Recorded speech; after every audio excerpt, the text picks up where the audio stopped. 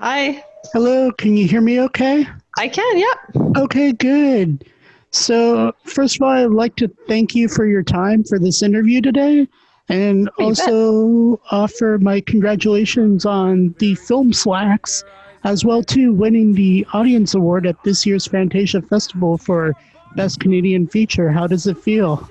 It feels great. It's so nice to be recognized in my home city. So, yeah, I'm really thrilled. That's great. So maybe we can take a step back and talk a little bit about the inspiration for the film and how the film came to be. Sure. So, the inspiration, so it's a two-part question. The idea first came to the co-writer and I, Patricia Gomez, in a really totally offhanded way. We were on a road trip and with another friend, and we were making fun of each other, sort of teasing each other, saying what words we hated. And our other friend hated the word slacks. Um, so Patricia and I decided to really tease her mercilessly and repeat slacks over and over again. And in our twisted mind, that started to sound like the voice of a killer. And of course, it had to be killer pants, right? So the idea of killer pants came just like that. It was as silly as that, and then it took several years, almost like I would say 15 years, until the idea came to fruition as a comment on fast fashion, and it in part came because Patricia worked at the Gap. Um, so she infused that whole like corporate mentality, and then I started to do research on the fast fashion business, and I really realized what a horrible business it was, and then everything that I had researched sort of came into Slaxx. So it was really easy once I had done the research to just like shove everything that I had ever heard about. And I'd never worked in retail, but I did, temp work and stuff. So I had worked in the corporate environment, and it really, it horrified me. And so to me, it was sort of a natural environment to put a horror movie in.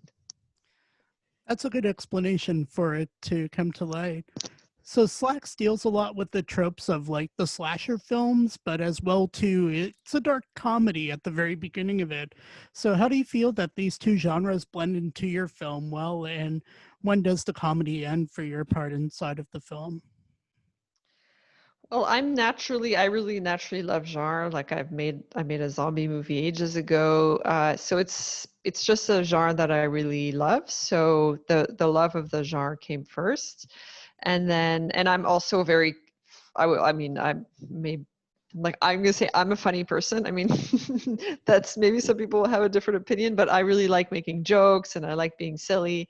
And so I'm always infusing horror, humor in my scripts just because I don't take life very seriously, even though it's very serious.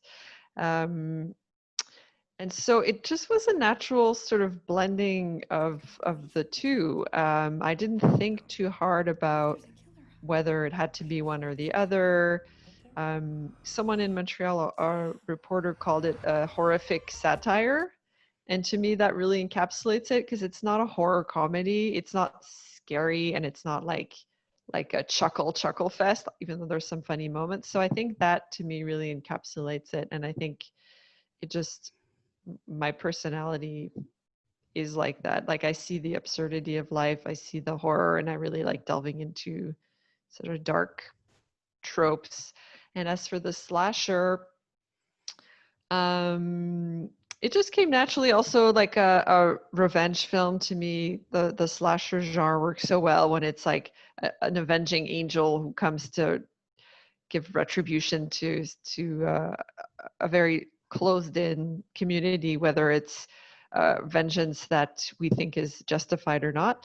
And so I read a screenwriting book ages ago called Save the Cat, and they have different genres, and one of them is called Monster in the House, and they really pinned down the idea of the avenging angel in like a locked-in community. And so I think it wasn't that clear to us before, and then I read that description. I was like, oh my God, that's exactly what it is. And so Patricia absolutely loves the slasher genre, and so she really made sure that it fit in the tropes of the slasher genre. So she was the one to really bring that into the script. So not only do the pants act as the killer aspect of the film, but they also have their own dance number inside of the film as well too, to break off with the killing aspect of it. So maybe you can explain briefly about some of the visual effects and how it came to be inside of the film that you had a pair of dancing pants. Well, the dancing pants came from the script for sure. Like, we knew that it would work really well to get the relationship between Kirat and the two main characters, Shruti and Libby, cemented through her love of Bollywood music, and that it would work really well dramatically in the narrative. And then when we had to make the pants dance, well, we hired a Bollywood choreographer who lives in Montreal, and then everything about the pants, like, was created on set. So, I mean, not we didn't create it on set, but it's live. It's not CGI. It was really important to me. I like those old-fashioned sort of live mechanical effects, and we worked really hard with a great special effects crew who with me and the puppeteer created the pants. I would explain to them the feel I would want, and then they would go off to their workshop and work on it, present me with different models, different options, and then I would just guide the process. And so it was pretty long. It was hard to figure out for them, like, exactly how to make the pants work in all the different iterations. Like, the rig of the dancing pants is one rig, then the reverse shot is another rig. So almost every shot where the pants move is almost a different rig, because it was so complex to make them move live. All right. Where do you see possibly the future of horror cinema at the start of this new decade? Do you see it inside of small independent pictures, maybe found footage, or do you think that the trilogies like the series films will follow suit inside of this new decade? I think it depends on where the filmmakers are and what their industry supports, because the American industry supports a wide range of genre pictures. I mean, here in Quebec, they're not funded that often, and so I don't think filmmakers necessarily have a choice. It's going to be like the one genre film of the year will be funded, and whatever it is, it is. Um, it's hard to say. I know people are really veering to series work, so I think that series is, as much as I love cinema, I mean, I still have tons of scripts that I'm writing for features. I know that series is really where people are going. And maybe cinema will be a rarer thing. I really think horror cinema works well in the festival context. And there's nothing wrong with that. I think it's sort of cool to take a week and go see like a whole bunch of horror films.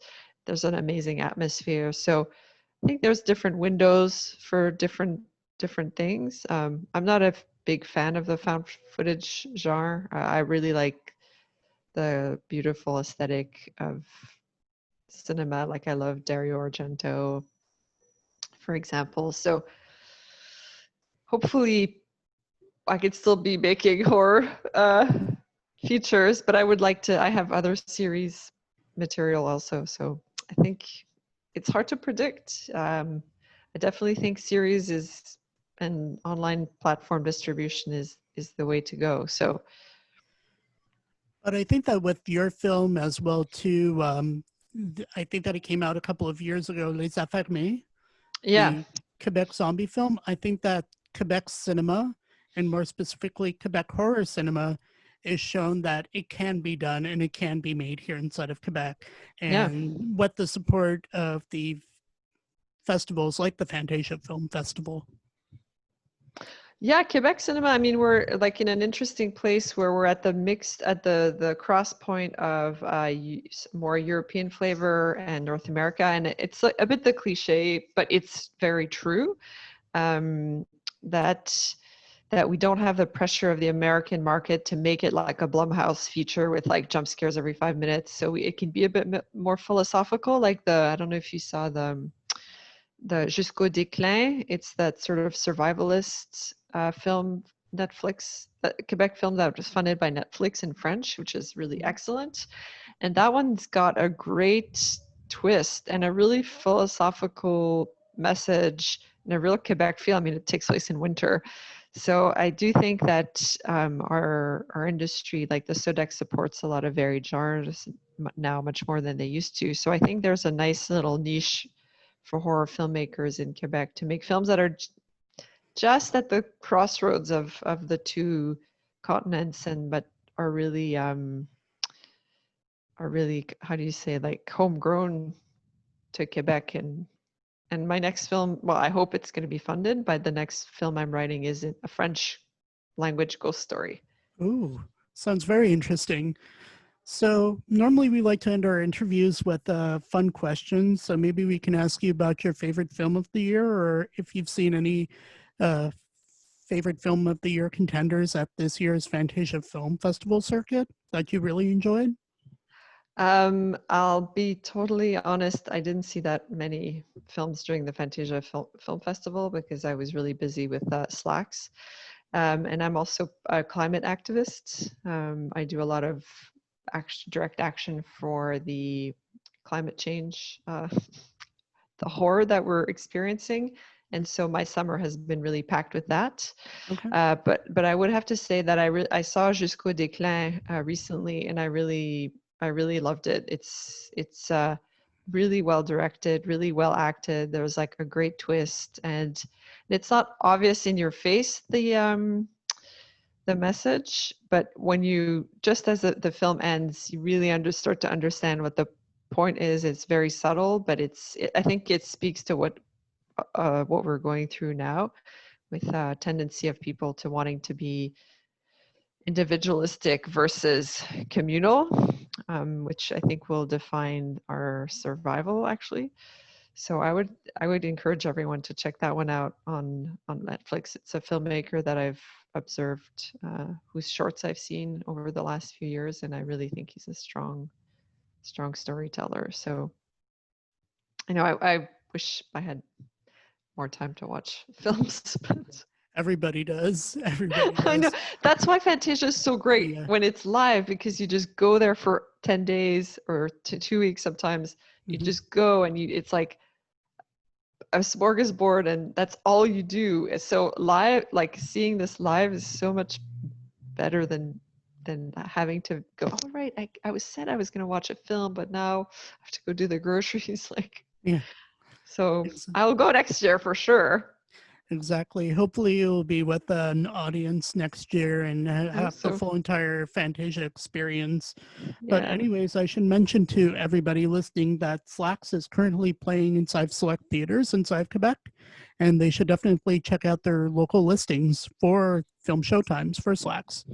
And once again, I want to offer you my congratulations on the film, as well to winning the Audience Award for Best Canadian Feature at this year's Fantasia Film Festival. Thank you. Thanks so much for having me. Thank you. Have a good one. Bye. Slaxx. Small price to pay for an awesome ass.